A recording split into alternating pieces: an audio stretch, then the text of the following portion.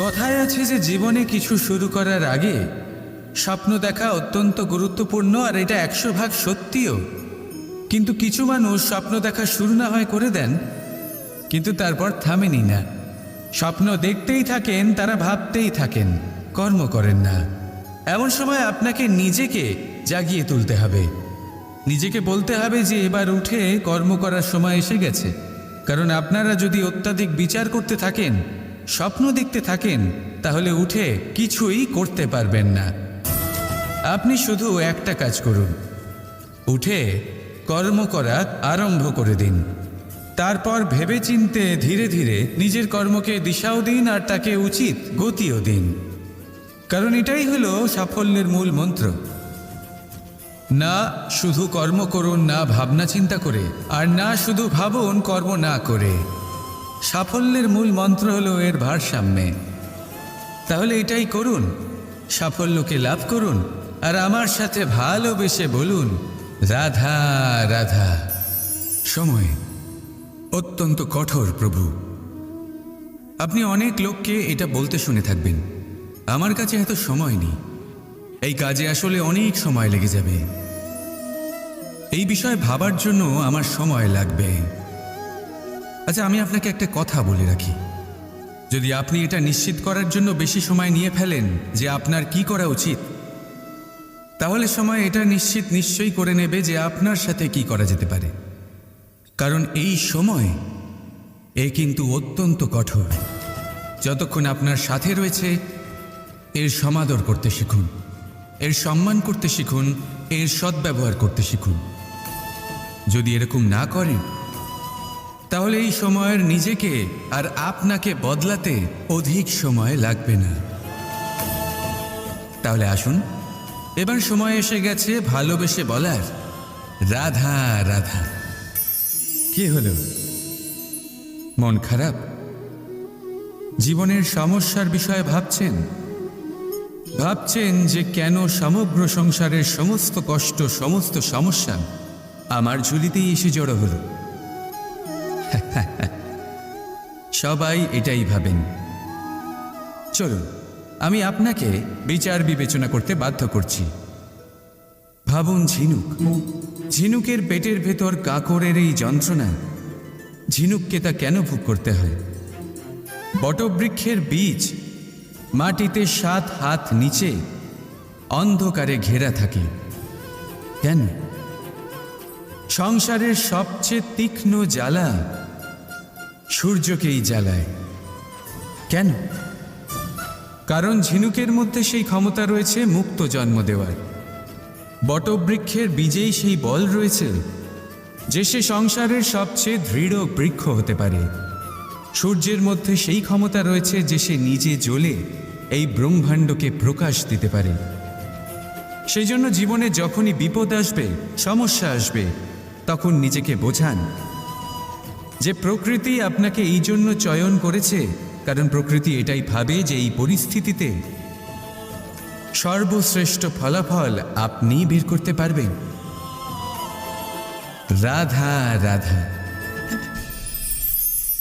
জীবনে লক্ষ্য লাভ কি করে করতে হয়? কেউ বলবে বন্ধুদের সাহায্যে, কেউ বলবে প্রেমের সাহায্যে, কেউ বলবে নিরন্তর চেষ্টা করলে, কেউ বলবেন পরিশ্রম করলে, কেউ বলবেন ঈশ্বরের আশীর্বাদে, ইত্যাদি ইত্যাদি। আমি আপনাকে বুঝিয়ে বলি, এই যেমন ত্রিলোক আছে, অর্থাৎ 3 লোক আছে যাকে সঞ্চালন করে ত্রিদেব বা 3 জন দেবতা, সেইভাবে নিজের লক্ষ্যে পৌঁছানোর জন্য 3টি ভাবের প্রয়োজন পড়ে। প্রথম ভাব হলো স্বপ্ন দেখা। আপনি যদি স্বপ্ন দেখতে শুরু না করেন, তাহলে সেখানে পৌঁছতেই পারবেন না। তারপর আপনাকে দৃঢ় সংকল্প নিয়ে সেই পথ যেমনই হোক তাতে চলতে হবে। এ হলো দ্বিতীয় ভাব, দৃঢ় সংকল্প। আর তৃতীয় ভাব হলো সেই লক্ষ্যের যাত্রা পূর্ণ করার জন্য প্রতিবদ্ধ হওয়া।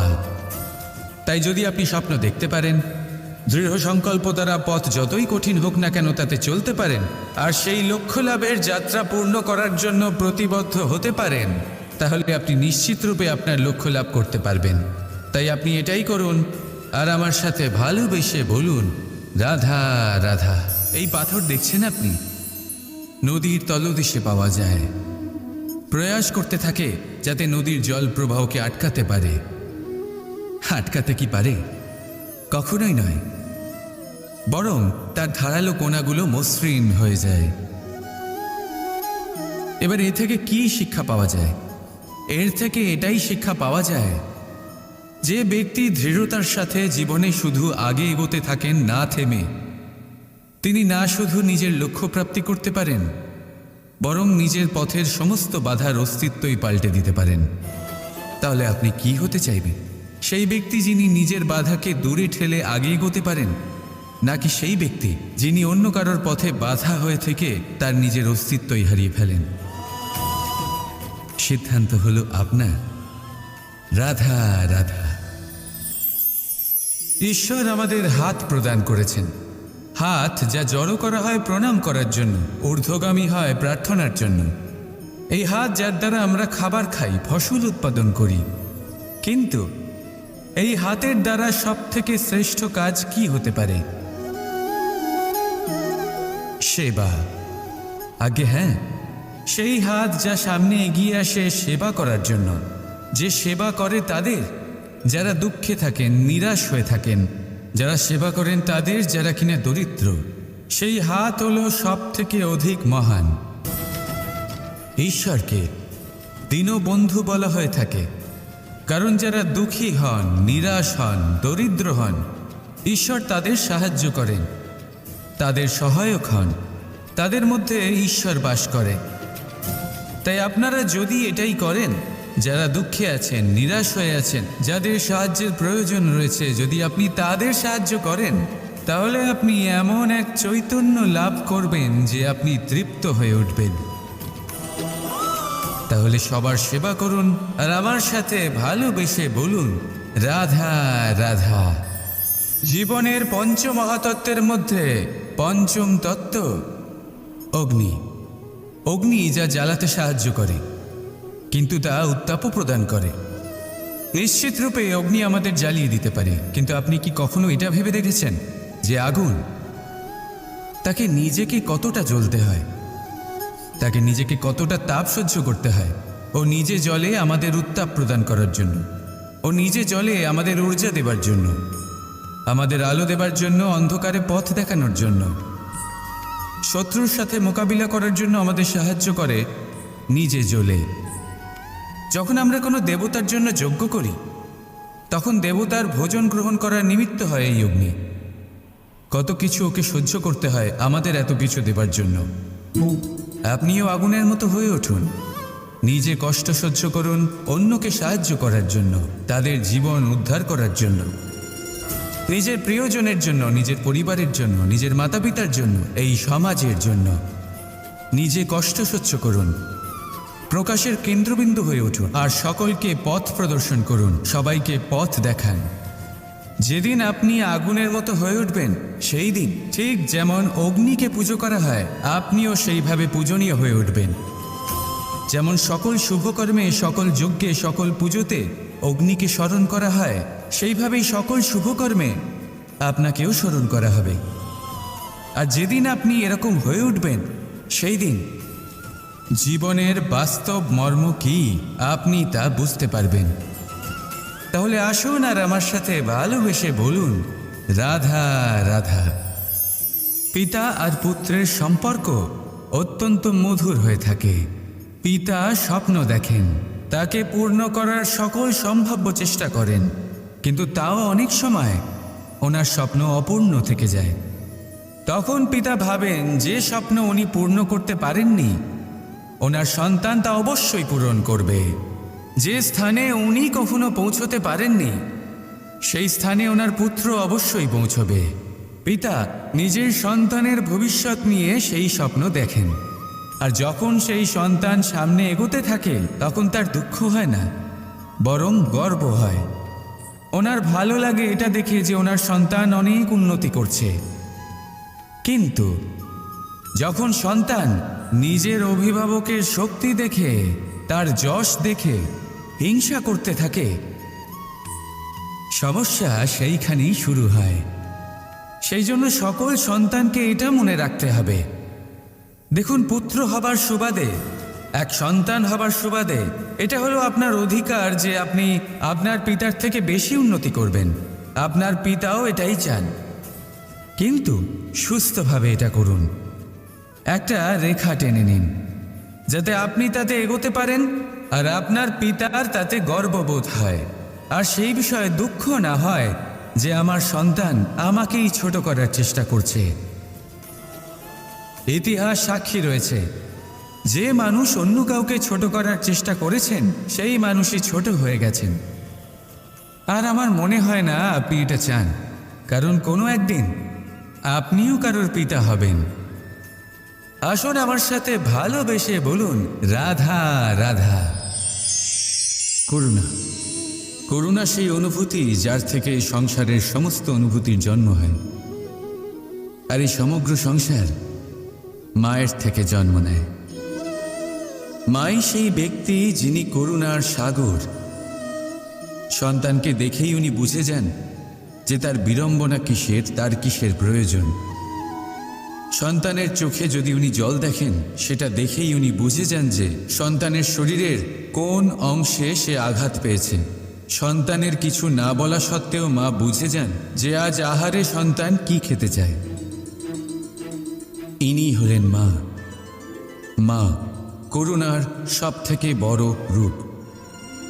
আর আজকের যুগে মানুষেরা জীবনে একটু এগিয়ে গেলেই মাকে পেছনেই ফেলে আসে, মাকে ভুলেই যায় তারা। এই ভুল আপনি কখনোই করবেন না, কখনোই করবেন না। কারণ মা সেই করুণা যে আপনার জীবন থেকে চলে গেলে তারপরে আপনি জীবন অবশ্যই যাপন করবেন, কিন্তু কখনোই জীবন বাঁচতে পারবেন না। তারপরে আপনার জীবন থেকে আপনার এই মূল্যায়ন, আপনার জীবন থেকে করুণার এই অনুভূতি, সেটাও আপনি হারিয়ে ফেলবেন। আপনার মা সব থেকে গুরুত্বপূর্ণ। যদি মাকে হারিয়ে ফেলেন তাহলে বুঝবেন সব হারিয়ে ফেলেছেন। তাই মাকে সর্বদাই মনে রাখবেন, সর্বদাই তাকে ভালোবাসুন। আর আমার সাথে বলুন, রাধা রাধা। পাদুকা, খড়ম আমাদের জীবনে কতটা গুরুত্বপূর্ণ হয়। যখনই আমরা এটা পায়ে পড়ে হাঁটি, এটা আমাদের রক্ষা করে কাঁটা থেকে, ছোট পাথর থেকে। এটা আমাদের সুরক্ষিত রাখে। কিন্তু যদি এটাকেই আমরা অন্য দৃষ্টিভঙ্গি দিয়ে দেখি, তাহলে এই পাদুকার জন্যই হাঁটার সময় পেছন থেকে আমাদের পায়ে কাদা লেগে যায়। এরকম মানুষও আমাদের জীবনে থাকে, যে থাকে তো আমাদের সাথেই, কিন্তু এরাই আমাদের পিঠ পিছে কাদা ছড়ে। এবার হাঁটার সময় যখন আপনার পায়ে কাদা লাগে আপনার পাদুকার জন্য, আপনার নজর সেদিকে থাকে না। আপনার নজর থাকে সামনের দিকে, কারণ সেটাই আপনার লক্ষ্য, সেটাই আপনার পথ, আর সেটাই আপনার করা উচিত। তাই মনে রাখবেন, আপনার পা ধরে সেই টানতে পারে যে আপনার পেছনেই রয়েছে, আর আপনার নজর সেখানে নয়। সবসময় সামনে নিজের লক্ষ্যে থাকা উচিত। প্রতি মুহূর্তে নিজের লক্ষ্যের দিকে তাকিয়ে থাকুন। সবসময় জীবনের সামনে এগোতে থাকুন। আর রাধা রাধা।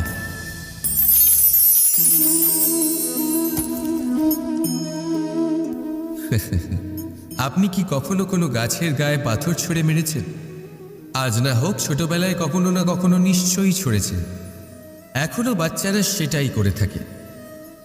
কিন্তু আপনি কি কখনো ভেবে দেখেছেন যে কেন সেই গাছের ওপরই পাথর ছুঁড়ে মারা হয় যাতে ফল থাকে? কোনো সাধারণ বা ফলবিহীন গাছের ওপর এত পাথর কেন ছোড়া হয় না?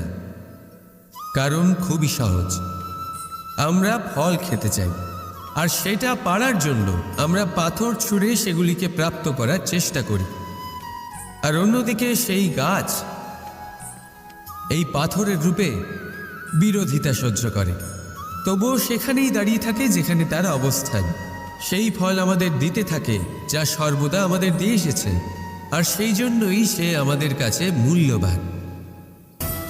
তাই মনে রাখবেন, আপনার জীবনেও এরকম অনেক মানুষ আসবেন বা হয়তো এখনই আছে, যারা আপনার বিরোধিতা করেন, যারা আপনার জীবনে সংকট ডেকে আনে, আপনাকে দোষারোপ করেন, কিন্তু আপনার নজর সেদিকে থাকা উচিত নয়। তাই একটা গুরুত্বপূর্ণ সত্য সবসময় মনে রাখবেন, সেই গাছের ওপরেই পাথর এসে পড়ে যে ফল ধারণ করে, যে মূল্যবান হয়। রাধা রাধা শব্দ, এই শব্দ কি? ফুসফুস থেকে নির্গত বায়ু যা কণ্ঠের সাথে ঘর্ষণে কম্পনে পরিবর্তিত হয়, এই কি শব্দ? না, শব্দ হলো নাদ, শব্দ হলো ব্রহ্ম। এই শব্দ অত্যাধিক শক্তিশালী। এই শব্দতে এত শক্তি থাকে, এই সংসারকে বদলে দিতে পারে।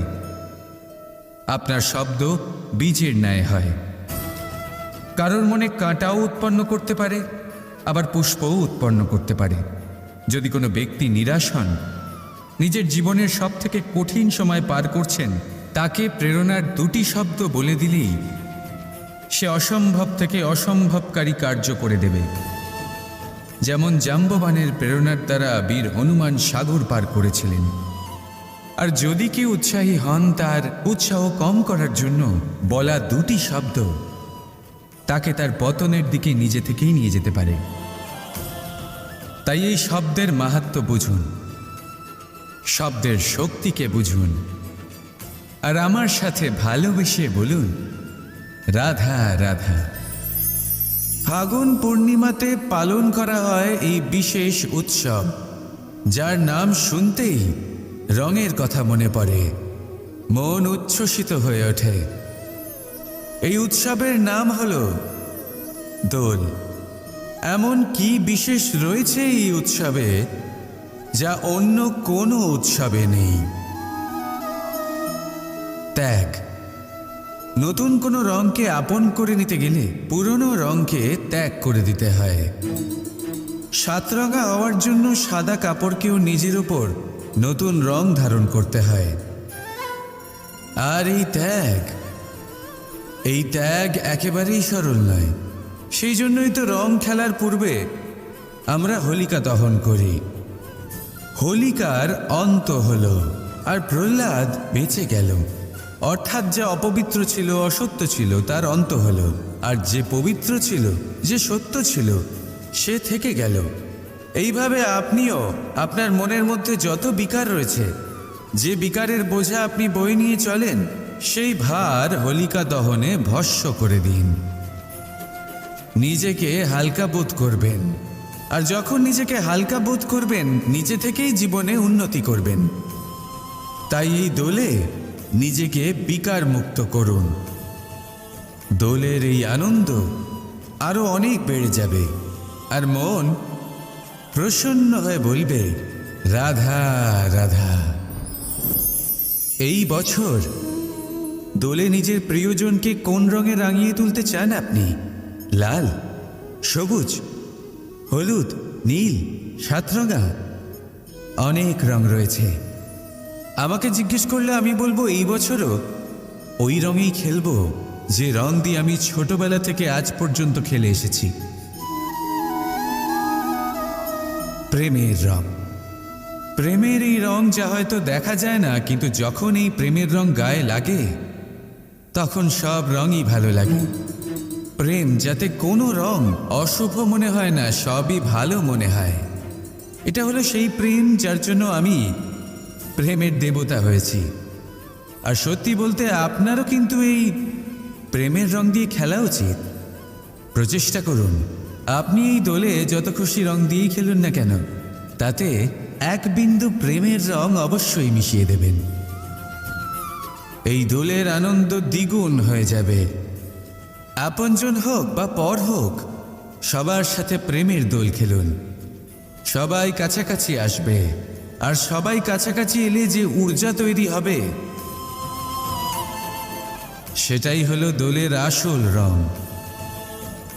তাই এইবার দোলে সকলকে প্রেমের রঙে রাঙিয়ে তুলুন, আর এই প্রেম ভাব নিয়ে বলুন রাধা রাধা। আজ বিজয়া দশমী। সেই দিন যবে শ্রীরাম রাবণকে বধ করেছিলেন। এ হলো সেই দিন যেদিন শ্রীরাম লঙ্কা জয় করেছিলেন। লোকে বলে এটা খারাপের বিরুদ্ধে ভালোর জয়ের প্রতীক। এটাকে দেখার আরও একটা দিক আছে। আগে হ্যাঁ, এটা ভালোবাসার জয়ের প্রতীক। এটা পরিবারের জয়ের প্রতীক। আপনি তো নিশ্চয়ই জানেন যে রাবণ মহাজ্ঞানী ছিল, মহা শক্তিশালী ছিল, মহাদেবের পরম ভক্ত